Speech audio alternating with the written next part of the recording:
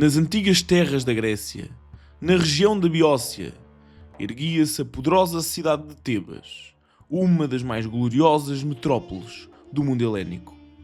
Nas sombras dos seus salões reinava um rei chamado Laio, casado há muito tempo com a sua rainha, Jocasta. Durante anos, a sua união não deu fruto. Nenhum filho perpetuava a linhagem real, nem alegrava o coração do trono. Então, inquieto de desejo, Laio dirigiu-se por fim ao oráculo de Apolo em Delfos, suplicando que o seu amor fosse coroado com filhos, nascidos na sua casa real. E diante do tripé sagrado, tremendo de esperança e de temor, o rei Laio expôs o seu pedido. Porém, o deus Apolo, num tom de trovejante fatalidade, respondeu assim: Rei de Tebas, famoso pelos teus cavalos, não procures gerar filhos contra a vontade dos céus.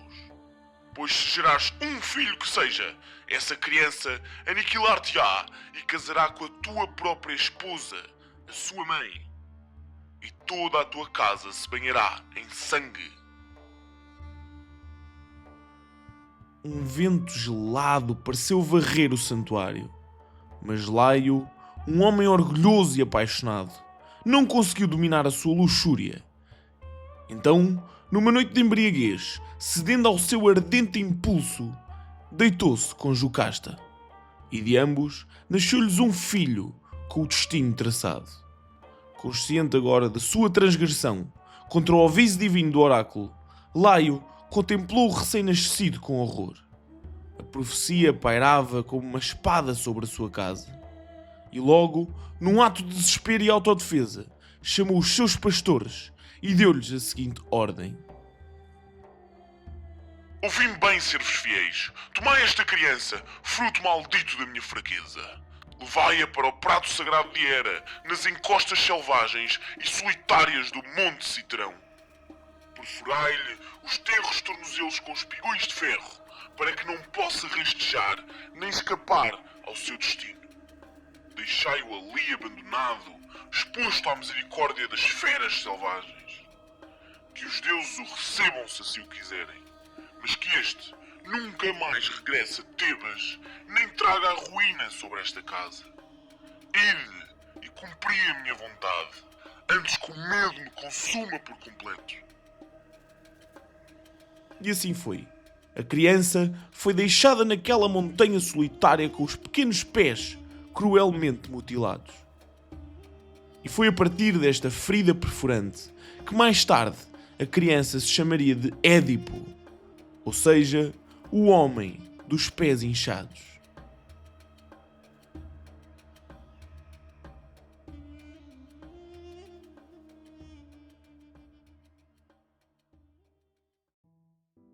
Mas o destino estava traçado, e perto do dia do abandono de Édipo, os cavaleiros de Pólibo, rei da cidade de Corinto na altura, cavalgavam pelas encostas solitárias do Monte Citerão. E então depararam-se com esta criança abandonada. Movidos pela piedade, ergueram-no com cuidado e levaram-no para casa. Aí depositaram a criança nos braços de Mérope, a rainha de Corinto. E ela, com um coração de mãe, amamentou o bebê e persuadiu o seu marido, o rei Pólibo, de que este seria o seu novo verdadeiro filho. Em breve, o rapaz cresceu e tornou-se homem. E mais tarde, quer tivesse adivinhado a profecia do seu nascimento, quer a tivesse sabido por algum rumor que lhe fora sussurrado, Édipo tinha conhecimento que estava destinado, segundo um oráculo, a matar o seu próprio pai e a casar com a sua própria mãe. Porém, este acreditava viamente, como seria de esperar, que os seus pais seriam Pólibo e Mérope. E então, certo dia, decidiu partir de Corinto de forma a evitar por completo que tal profecia se tornasse real. Durante a sua jornada, passou pela região da Fócida, onde 3 estradas se entrelaçam. Uma delas vinda do tal sagrado oráculo de Delfos. E nisto, deparou-se com um homem que viajava num carro puxado por cavalos. De forma rude e violenta, o desconhecido ordenou-lhe que saísse imediatamente do caminho e lhe desse a passagem. Mas Édipo, com o sangue quente da juventude e o orgulho inflexível de um herói, avançou sem proferir uma única palavra. E no furor daquele instante, Édipo decidiu aniquilar aquele homem.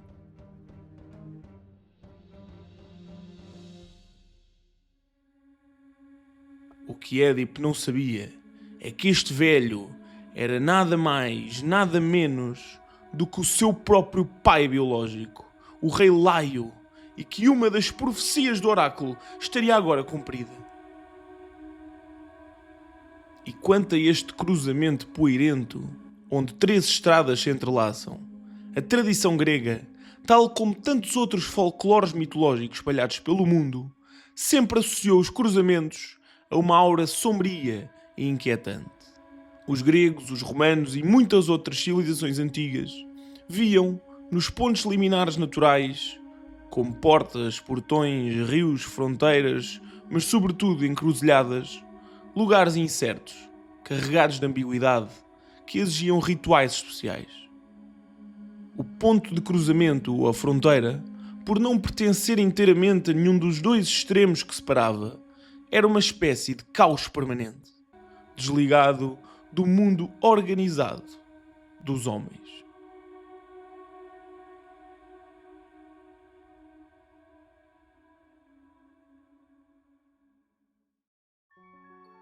Ora, com o rei Laio sem vida, abateu-se um terror monstruoso sobre a orgulhosa cidade de Tebas.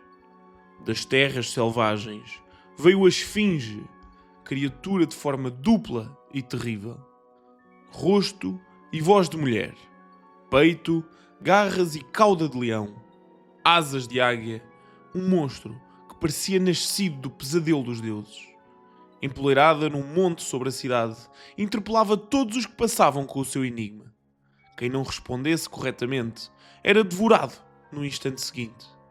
Os tebanos viviam em terror constante, e o oráculo havia declarado que estes só seriam libertados deste flagelo quando alguém decifrasse o enigma da Esfinge. O terror era tal que o próprio rei de Tebas, Creonte, sucessor de Laio, fez uma proclamação real.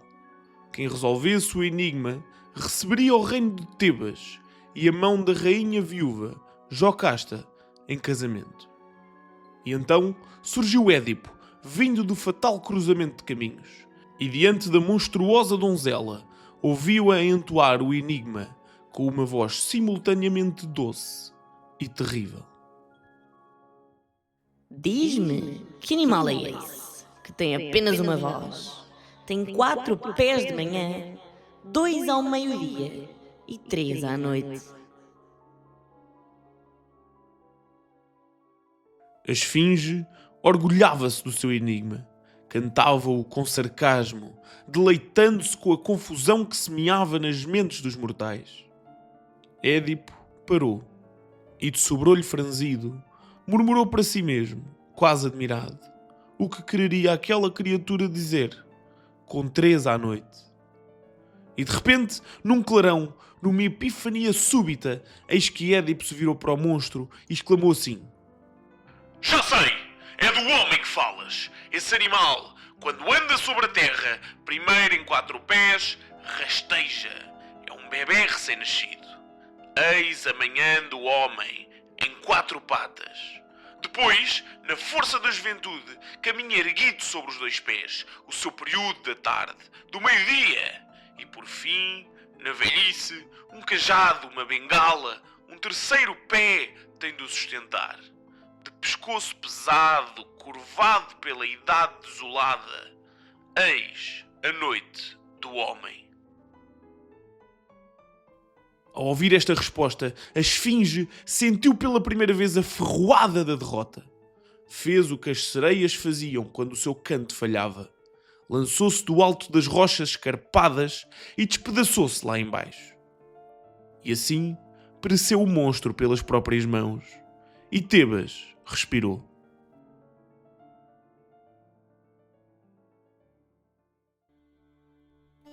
Mas permitam-me agora, por um instante, desviar o olhar da tragédia principal para contemplar o profundo significado simbólico deste episódio, tal como o viu o grande filósofo alemão Hegel. Para Hegel, a esfinge não era um simples monstro, devorador de homens. Ela era a encarnação do próprio espírito egípcio. Misteriosa, colossal, meio fera, meio humana, enigmática, oculta.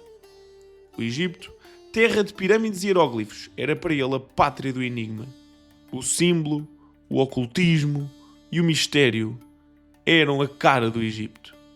E apenas um grego poderia resolver este enigma, pois do Egito denso e opaco dava lugar à Grécia, através de Édipo, que trazia ao mundo a claridade da autoconsciência. Aquilo que o oráculo de Delfos tinha dito: conhece-te a ti mesmo.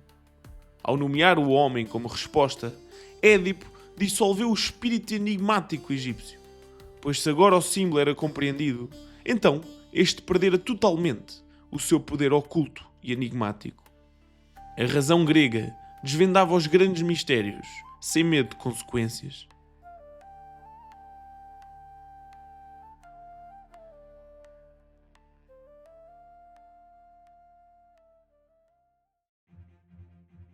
Com a esfinge derrotada, Édipo tornou-se rei de Tebas.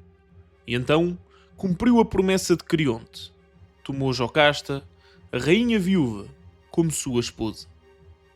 A segunda profecia do oráculo estava agora cumprida. Édipo tinha então casado com a sua mãe, mas nenhum dos dois sabia disto. Édipo julgava-se sábio por ter passado a esfinge, mas ainda não se conhecia a si mesmo, nem à sua verdadeira história.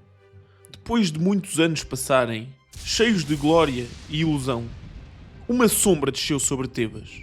Uma peste cruel e impiedosa abateu-se sobre a cidade. A terra deixou de dar fruto. Os rebanhos adoeceram.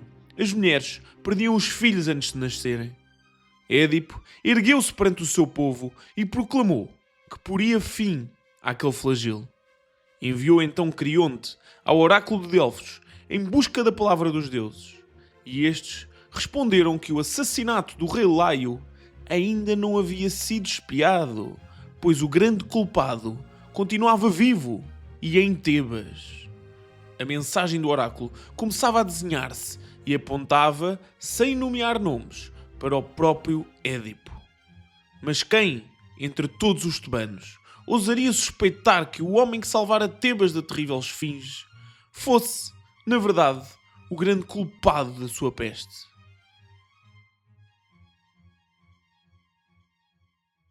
E em desespero, Creonte sugeriu chamar o mais respeitado vidente da Grécia, o cego Tirésias, cujos olhos da alma viam mais longe do que os de qualquer homem. O rei suplicou-lhe que revelasse a causa da maldição que assolava a cidade de Tebas. No entanto, Tirésias recusava-se a contar, fosse o que fosse, ao rei Édipo, e com voz grave e relutante pediu apenas que este o deixasse regressar a casa. Édipo não entendia a atitude deste velho profeta e, enraivecido, continuou a pressioná-lo. Não é justo negar-te à cidade que te criou esta tua voz profética. Pelos deuses, Tirésias, fala! Estamos todos aqui, ajoelhados, diante de ti. O vidente, pressionado até ao limite, voltou o rosto cego para o rei e deixou então cair as palavras como um raio. Tu, Édipo, tu és o homem que procuras. Tu és o assassino de Laio. Eu não queria falar, mas foste tu que me obrigaste. E eu digo-te, o poluidor desta terra és tu. O assassino que procuras és tu mesmo. Um silêncio de morte caiu sobre a sala. Édipo, furioso, explodiu de raiva. Como ousas proferir tamanha infâmia? Pensas que podes escapar impune? Quem te ensinou essa mentira? Foi Creonte? Foi ele quem te pagou para me derrubares? Édipo, cego de cólera, virou-se contra o profeta e contra Creonte, acusando-os de conspiração. O ar crepitava de tensão. O rei, outrora salvador, via agora inimigos em todo o lado. O profeta cego, porém, mantinha-se imóvel como uma estátua de pedra, sabendo que a verdade que acabara de pronunciar era mais forte do que qualquer fúria vinda de Édipo. E então respondeu ao rei, sem piedade. Podes ser rei, mas eu tenho o direito de te responder. E esse direito eu controlo, pois não sou teu escravo. Sirvo apenas Apolo, e por isso nunca me alinharei com Creonte, nem serei homem dele. Portanto, digo-te isto, já que escolheste insultar a minha cegueira.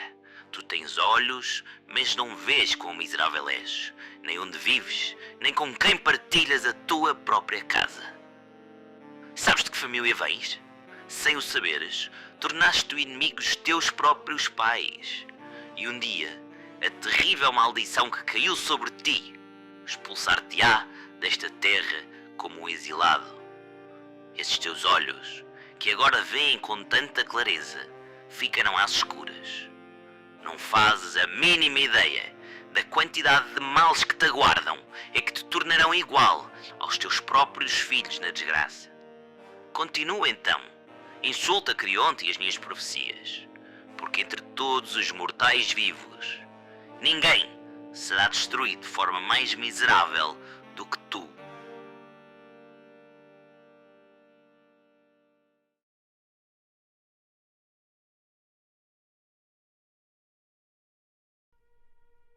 Após estas palavras do velho Tiresias, entrou Jocasta. A rainha de Tebas veio tentar apaziguar toda esta tempestade. Mas, entretanto, a verdade ia-se revelando e revelando e revelando, até que chegou o mensageiro de Corinto, com as notícias que acabaram por finalmente destapar o manto de penumbra que se abatia sobre toda esta tragédia. Jocasta compreendera agora tudo. Já conseguia ver com os seus olhos e nada havia a fazer. Jocasta retirou-se em lágrimas para o interior do palácio. E ali, no silêncio dos corredores, decidiu enforcar-se.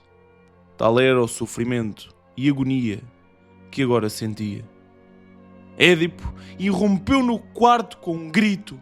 Procurava aquela mulher que não era apenas sua esposa, aquela cujo ventre o havia gerado a ele e aos seus próprios filhos.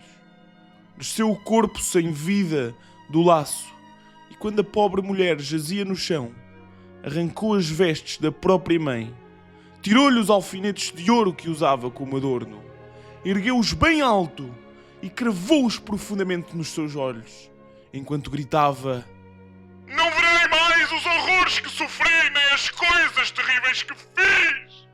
Vi o que nunca deveria ter visto e o que eu queria conhecer, não vi. Por isso, agora e para sempre, ficarei às escuras, como disse o velho Tiresias. Édipo era agora cego e o seu lamento era agoniante. Foi Apolo, meus amigos, foi Apolo! Foi ele quem trouxe sobre mim estas desgraças, este sofrimento terrível que me consome. Mas a mão que cegou os meus olhos foi só a minha. Nesta vida miserável, para que me servem os olhos se nada resta que seja doce de se ver? Que me resta ver, amigos? Que possa eu amar? Que voz me pode saudar e trazer alegria? Levai-me depressa! Tirem-me aqui de Tebas, levem-me para onde for, a mim, que estou completamente perdido e completamente maldito, a mim, ao mortal que os deuses mais desprezam.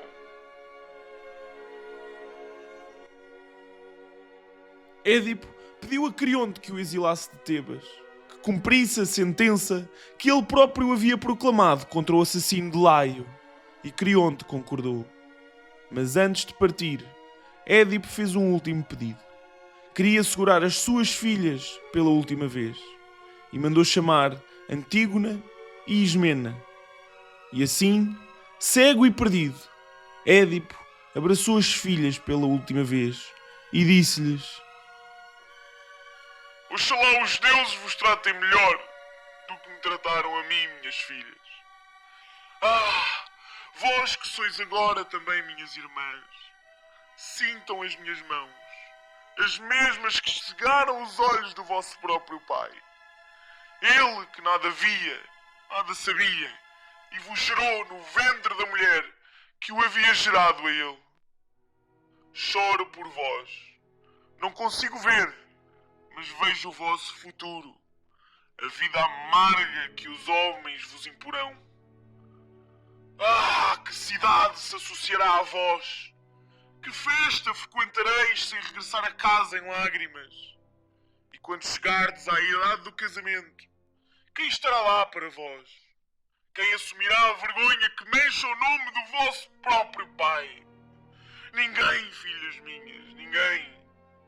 Creonte, já que o pai e a mãe estão perdidos, tu és a única pessoa que lhes resta. Não as deixes viver como mendigos errantes e tem piedade delas. Promete-me isto, por favor. E vós, filhas minhas, rezai para viver o melhor que puderdes e que o vosso destino seja mais feliz do que o do vosso pai.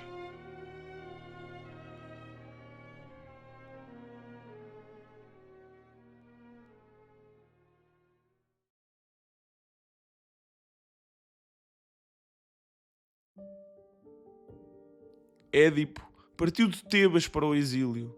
Ao seu lado, apenas Antígona, a única filha que não o abandonou. Durante anos, vaguearam de terra em terra. Cego e pobre, Édipo mendigava o pão e a misericórdia dos estranhos. Os que conheciam o seu nome voltavam-lhe as costas ou atiravam-lhe insultos. O homem que salvara Tebas das fins arrastava agora os pés pela poeira dos caminhos, guiado pela mão da filha, o seu único conforto.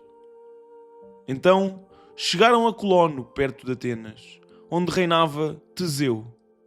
E ali um camponês advertiu-os, pois aquele chão era sagrado às fúrias, as deusas da vingança. E foi então que Édipo reconheceu o sinal. Apolo havia-lhe revelado, no momento da primeira profecia, que este morreria num lugar sagrado às fúrias e que a sua morte seria uma bênção para a terra que o acolhesse. O destino estava cumprido, não havia mais nada a fugir, e essa bênção consumou-se. Édipo morreu velho naquele lugar sagrado, sabendo que nenhum mortal escapa ao seu fado, nem o mais sábio, nem o mais poderoso. Teseu enterrou-o no recinto das deusas, com Antígona ao lado, a chorar veemente, mas em silêncio. Quanto ao resto, aos filhos de Édipo e à disputa sangrenta pelo trono de Tebas, essa será outra história para outro episódio.